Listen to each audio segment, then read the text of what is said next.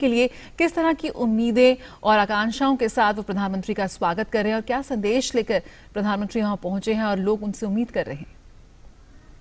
देखिए, ये एक कैसे रीडिफाइनिंग मूवमेंट कहा जा सकता है भारत बांग्लादेश रिश्तों के बीच में। हमें इस बात को भी समझना होगा कि बांग्लादेश जब एक तरह से 50 वर्ष मना रहा है अपनी स्वतंत्रता के, और साथ ही साथ भारत और बांग्लादेश की डिप्लोमेटिक टाइज है उसके 50 साल पूरे हो रहे हैं। लेकिन सबसे इंपॉर्टेंट और प्रोमिनेंट बात है कि जो सेंटेनरी ईयर सेलिब्रेशन है बंगबंधु शेख मुजीबुर रहमान का, उस सेलिब्रेशन के अंदर जो और भी नेबर और इस वक्त ऐसी तस्वीरें हम देख रहे हैं ढाका से, जहां पर प्रधानमंत्री तमाम कार्यक्रमों में हिस्सा ले रहे हैं।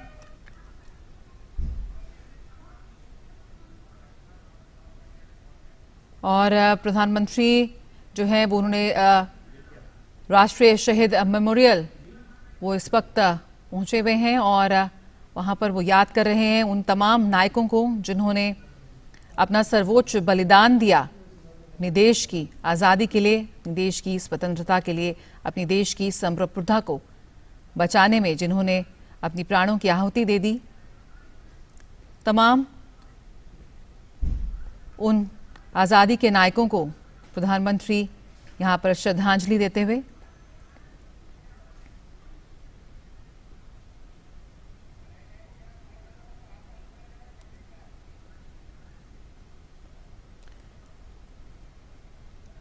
और प्रधानमंत्री Narendra Modi national parade ground भी का जाने का भी उनका कार्यक्रम।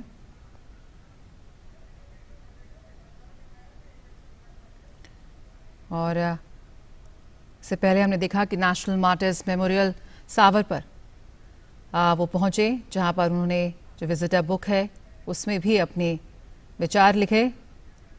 हाँ, और एक पौधा का भी उन्होंने रोपण किया। नेशनल मार्टर्स मेमोरियल सावर वो पहुंचे थे, हमने तस्वीरों में देखा।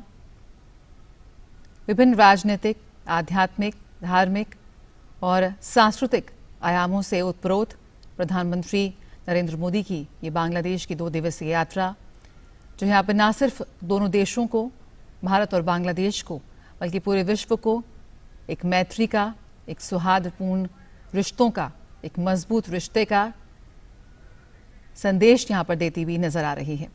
विवेक काजू हमारे साथ जुड़े हुए हैं।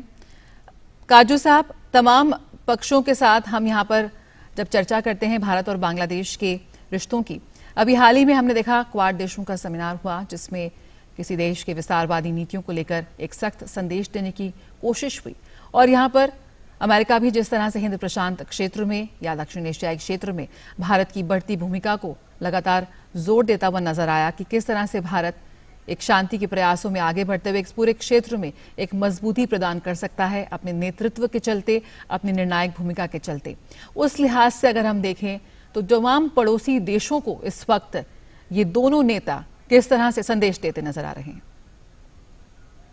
ये दे रहे हैं, ये संदेश दोनों नेता ये दे रहे हैं कि आगे का युग सहयोग का युग, इसमें विस्तारवाद से काम नहीं चलेगा। विस्तारवाद का जो पीरियड था वो खत्म।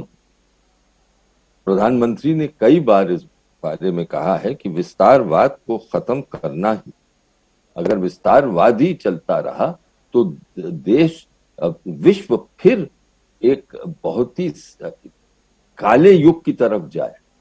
और आज देखिए, उन्होंने, अगर आप इजाजत दें तो मैं कुछ पढ़ना चाहता हूं जो उन्होंने आज बांग्लादेश में लेख लिखा, जो उनके अखबारों में छपा है। उसमें देखिए कितनी बड़ी बात प्रधानमंत्री ने कही। उन्होंने, उसका मैं अनुवाद करने की कोशिश करूंगा उससे।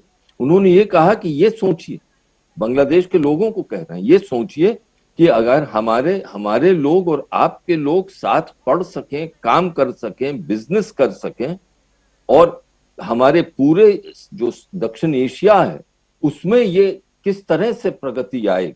फिर उन्होंने कहा कि उससे क्या होगा। वो अंग्रेजी में जो उन्होंने लिखा है, the world's largest pool of young people joining their energies to create wealth, innovation and drive new technology। एक किस्म से उन्होंने दोनों देशों के और बांग्लादेश को ये संदेश दिया, उसके जो जवान लोग हैं उनको संदेश दिया कि आगे का युग समझिए कि दुनिया कहाँ जा रही।